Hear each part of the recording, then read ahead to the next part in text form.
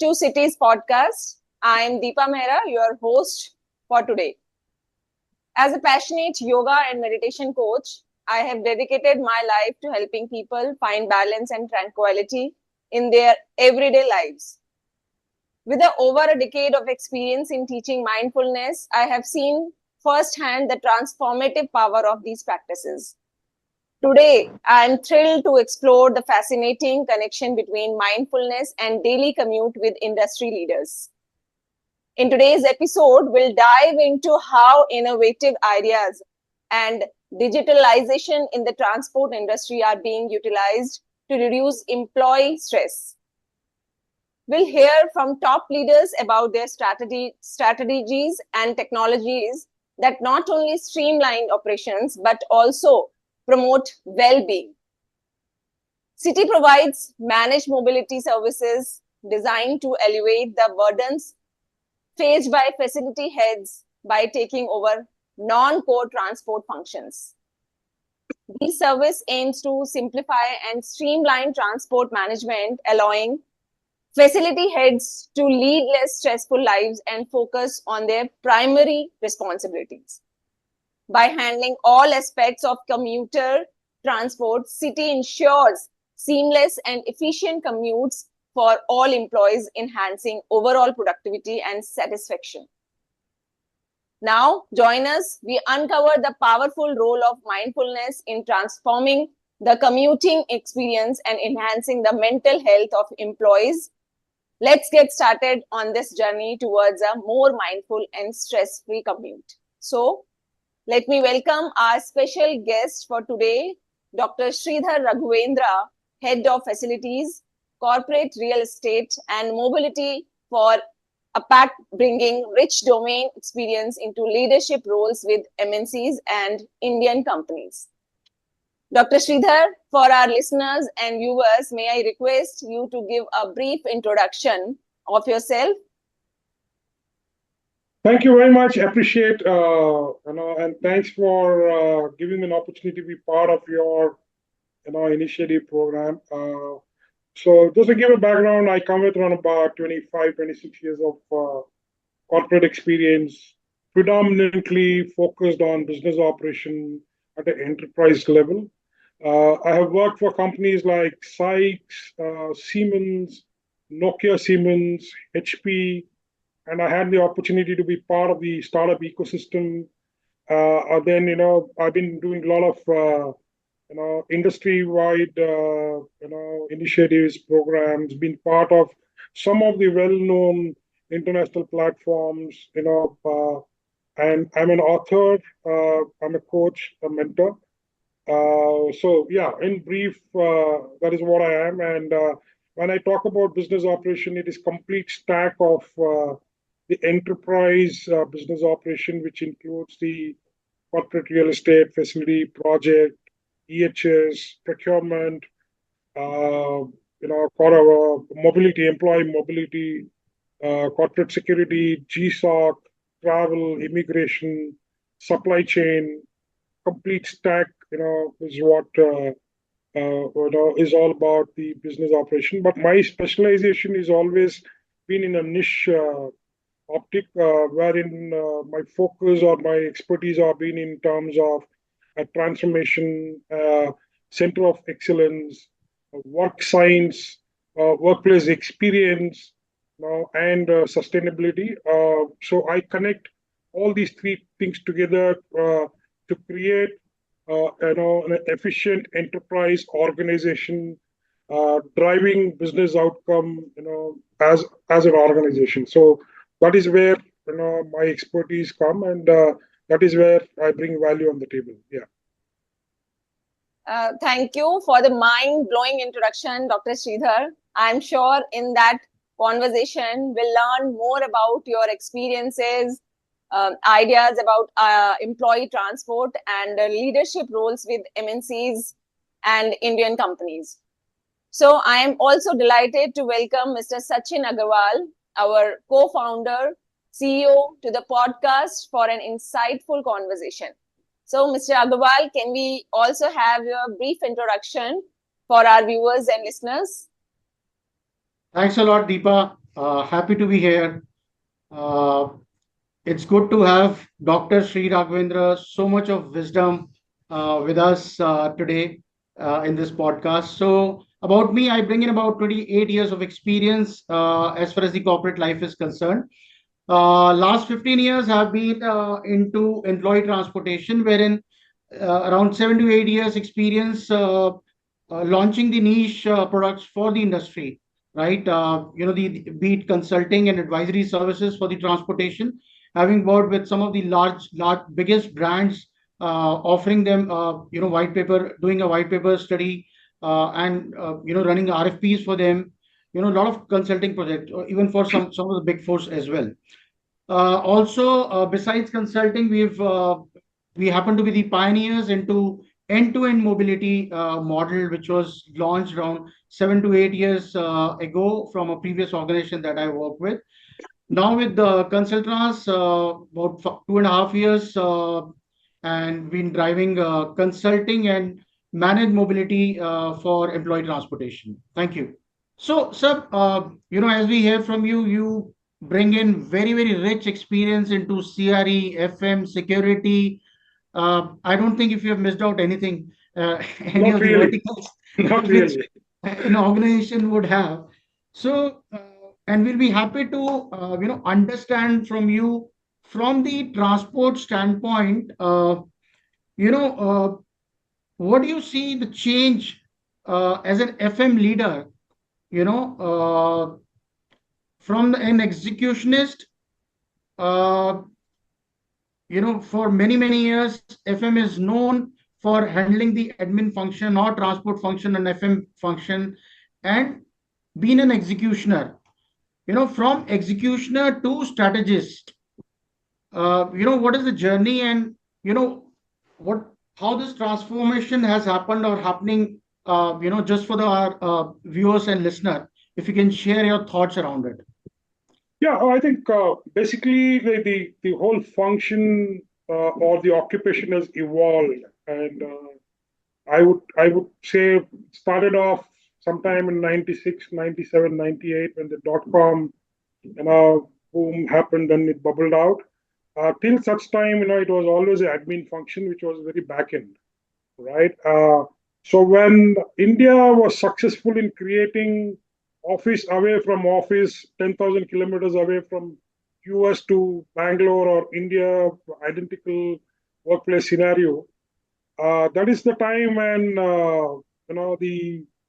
the terminology of admin to facility management came in, and that is the time when it was again more of a backend, but the industry evolved. I think by around about 2004, 2005, 2006 was the key window where the complete facility management became a very organized spectrum in any organization where the IPCs were active and things like that, and the technology outsourcing came in, then the BPOs came in, the KPOs came in. That is when the mobility as such came into play, right? Till such time, transport was more from an industrial or the manufacturing side, but not from an IT and ITS part of it. But those days, it started out with kilometer basis, which was very, very exhaustive, cumbersome in terms of tracking and things like that, and evolved slowly. Then the technology piece came in, then the compliance part, then the safety part. So the whole thing has evolved, and the paradigm shift or the convergence happened, from an executionist to a strategies when you start understanding, becoming more business oriented, more customer oriented, and when you start, being part of the leadership, wherein you become the knowledge partner, you bring in the global insight, you work around in terms of building the culture, building the brand of the organization. And today, I think it is more of the front end aspect and more one of the key drivers in the enterprise today. Because if you see, other than the finance, HR, and the IT, the complete stack is managed by an FM professional today. more of a business enabling function, and very, very critical function, and plays a very key role in terms of employee experience, in terms of business outcomes, delivering that key business driver to make sure that that the whole thing is running calibrated, simulated, in a well lubricated engine in an organization. That is what, and from a strategic point of view, it is more in terms of focusing more on business outcome, not in terms of buying services, right? So every business leader will look at an outcome base. So even from from a executionist to strategy, where you get involved in terms of the business strategy, where you try to understand business key drivers, and what are those KPIs or KRAs from our side, which will have a bigger impact to their KPIs and KRAs, and we the synergy comes in. So that is where it is more, and we start playing in part of the pyramid science. It was more I was playing at the wooden platform of the pyramid. Today we are in the center and we are in the top of the pyramid. So that is where the value engineering comes into play. Yeah. So that is exactly what is expected of. Fantastic. Great insights, Dr. Raghavendra. So, yeah, so as we hear from you, employee transportation has been into existence for close to about 20 years, especially when we talk about IT, ITS, a few of the organizations like GE Converges, these are the companies who have been using it for probably 2 decades or so. And we see the technology, the role of technology in the last probably 1.5 decades, right? Now, what we see is, you already touched upon that, the role of an FM facility head. You see the new models evolving, be it the pricing model or the transportation as a whole, the end-to-end mobility or a managed service kind of a model. And, per usage based kind of a model, as far as the pricing, whole pricing is concerned. The kilometer-based model, it started with kilometer-based model, but now most of the companies have been using trip-based, and it is gradually moving towards new usage-based model, because today we all talk about hybrid. So when we talk about a kilometer-based model or a trip-based model, there are a lot of wastages that we see. So what are your thoughts around the new emerging models in employee transportation besides technology? Because more or less every organization is using some or the other technology. So I think operational efficiency is something which is very, very important out here. So in this model, what's happening today in the industry is that every organization is focused in terms of the value engineering. Right? It could be any function for that matter. Now, the expectation or the value that one has to bring on the table is in terms of the value creation. Now, how do you bring in the technology into the workplace to fuse a synergy, right? And technology has enabled business in a much better way because of the process reengineering, process automation, and so on and so forth. But it also has brought in seamless, in terms of the workflow and the operation is concerned, right? So, and once the technology has come in, it has enabled the whole framework in terms of making sure it is plugged, the transport process is plugged in and tweaked in the way the market dynamics are. So the market dynamics during the pre-COVID was different, COVID was different, and the post-COVID is different, right? Now, so this has enabled, and slowly technology in mobility is going into, kind of a roadmap that is drawn as a self-service model. An employee has got the privilege and the leverage to choose when he or she wants to come into office, right? And what is the login and logout. But fundamentally, when you see the concept of the corporate mobility has never changed. What is more important is bringing the business logic into play, the customer logic into play, and the financial logic into play as part of the mobility framework. But the business logic one needs to understand is that there is so much of discussion happening on the mobility, corporate mobility, but there are only two metrics to it when you look from a corporate mobility. One is the logins are business requirement. The logouts are employee urgency, right? In between what you do is, a big vacuum or an expectation or a perception. And you can play around in between these two. But mobility, corporate mobility, the most important key driver is the analytics, right? Because on rubber on road, you'll not be able to monitor every time. Of course, there is a monitoring mechanism. The help desk is sitting there, monitoring everything there. But as a leader, if I have to see, for me, data and analytics becomes the key. Because the moment I start seeing the numbers, I know the needle movement where it is happening.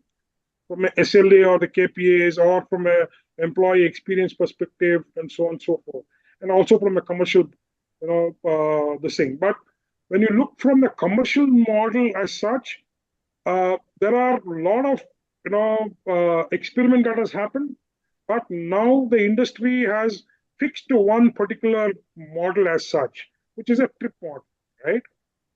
But even there is a scope of bringing that pull and push also into it, and there is a scope in terms of the efficiency, bringing into it, and it is directly, the diesel price and the operation is directly linked to it, right? So when you look from that perspective, it is more of economy of scale.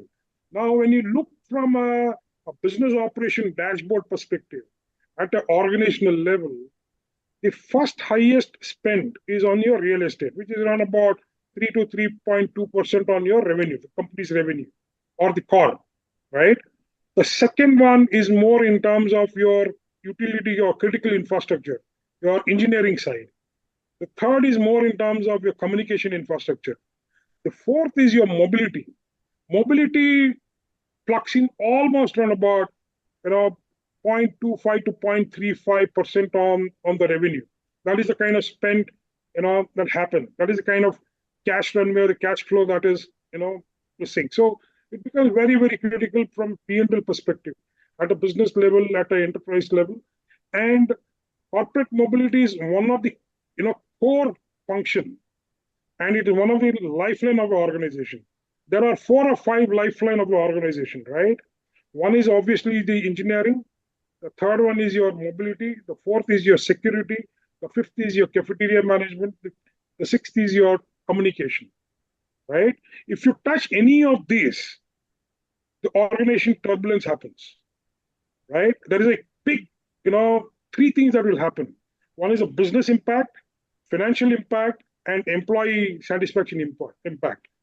Ultimately, you're trying to shake the whole workplace ecology, which is not good, right? And that is what employee mobility plays in. Today, across India, right, every organization has got, the employee mobility or the corporate mobility. Maybe the BFISI or other things may not, but when you look from manufacturing and IT, ITES, healthcare, the whole business runs on the mobility, right? And especially I envy you guys because you are not moving vehicles anymore. You are moving people, right? Which is very, very important. Earlier, mobility was almost always moving vehicles or cabs. But today, business expectation or the corporate has evolved by itself. They understand it is not about moving vehicles, it is moving people. So when you're moving people who are very, very critical resource for any organization and which has a direct impact on the business, right? And it has got a direct impact on the business delivery perspective, that is where it becomes a core, optic in the spectrum of the business environment. So it is very, very sensitive, right? And that is where the noises are made, right? And especially when it comes to mobility, there's a lot of noise, in terms of. So that is where, the expertise comes into play. And that is where technology eases out, right? So, and everything is on the device. You have given a design in hand for an employee to choose the way he or she wants to get mobile, right? So that's the whole thing today. So that's where it is. And with transportation also evolving with the modern urbanization, and this particular piece becomes one of the biggest conduit. And when you look from that perspective, you there is always a challenging in terms of working around the neuroelasticity point of view. You need to keep rewiring people mindset. You need to keep rewiring the business model. You need to keep rewiring the commercial model as well. And more importantly, the women's safety index becomes the more key. Your compliance becomes the key. So when you put all these things put together, that is where technology gets plugged in, right? To simulate and calibrate, the whole business operation as such. Great insights, sir. Great insights. So I quite like this statement. We are not moving vehicles, we are moving people now, right? Yes. And in our last so many years of experience, whenever there's an escalation on employee transportation, it'll not be for logins. It'll always be for logout. So noise Absolutely. comes from the logouts. Employee will always raise concerns on the logouts. Sachin, one thing Whereas yeah. login is leadership, or the employer, right? Excellent insights, sir. So what What are things happens? on the pricing model? Yeah, please go ahead. The reason why I said that, login is a business requirement. When the cab goes to an employee pickup point, the employee takes his or her own time to board the cab, right? Even the process says 5 minutes or 10 minutes. Ultimately, the cab will leave after 15 minutes. But if the same delay happens during logout, immediately there is a mail escalation, because after spending 9 hours in the office, the feel good factor for an employee is that get into the cab, rubber on road, then, it's a feel good factor, right?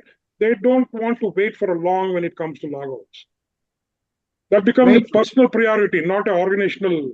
It's an individual aspiration. It is not organizational aspiration. Login is login is a organizational aspiration. Logout is an individual aspiration. So true. So true.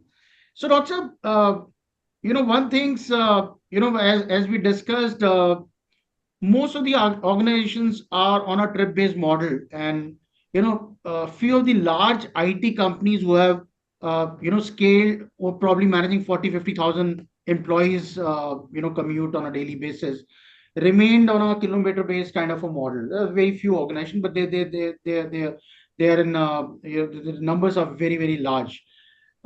In few of the recent transitions that we handled, we only do managed mobility. We don't do a split business or split operations. Uh, so we've seen that by moving from a trip based or a kilometer based model, we've been able to bring in a considerable amount of savings for the customers to the extent of 15, 16%. And I am talking about the clients wherein we manage a commute of 3,000, 3,500 users.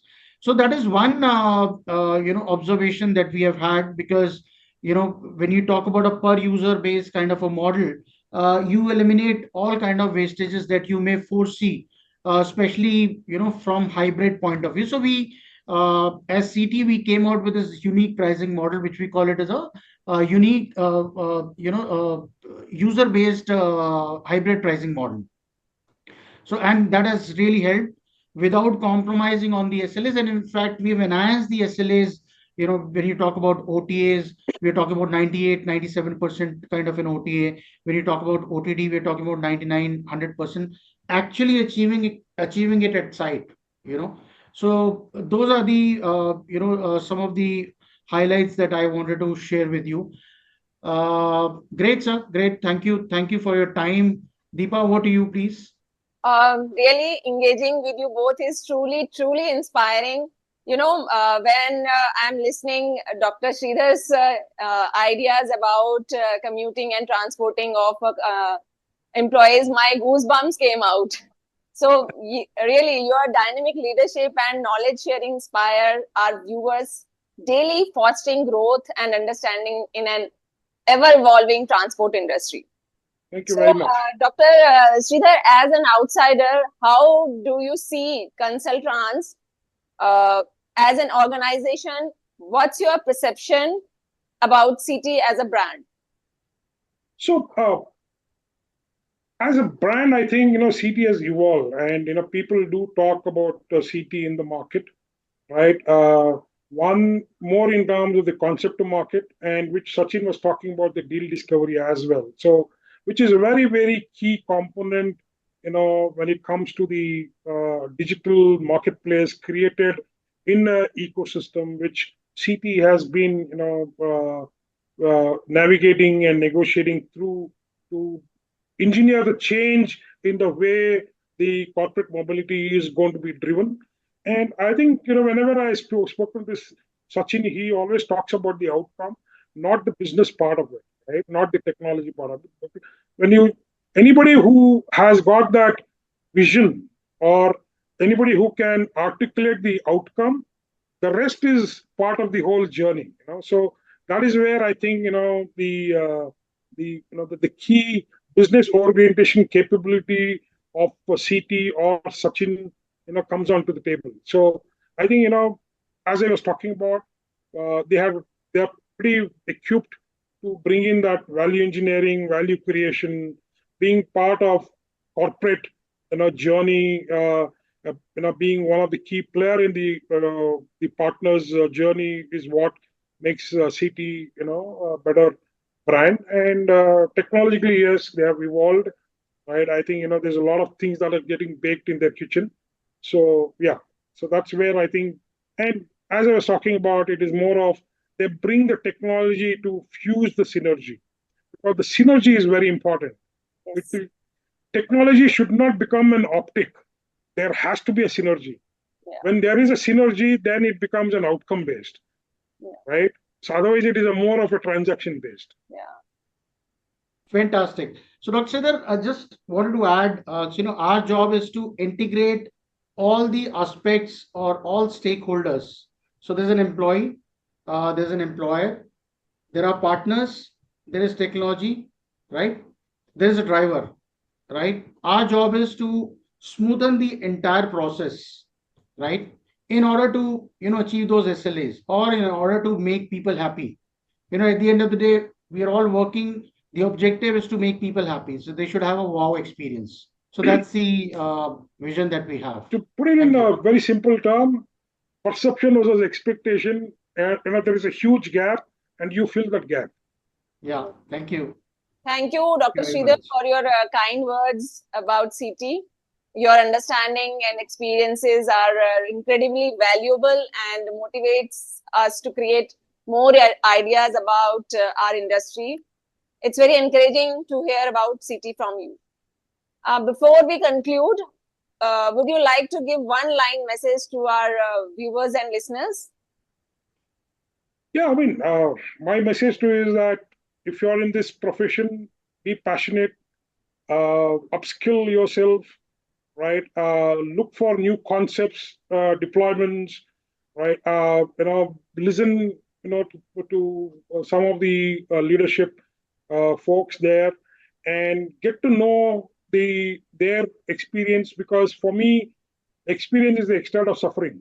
If somebody says that I'm 25 years of experience, that means there's a lot of suffering that has gone by, and they have evolved, they have learned, they have made mistakes, they've failed, they have succeeded, they have taken the ladder in the right direction.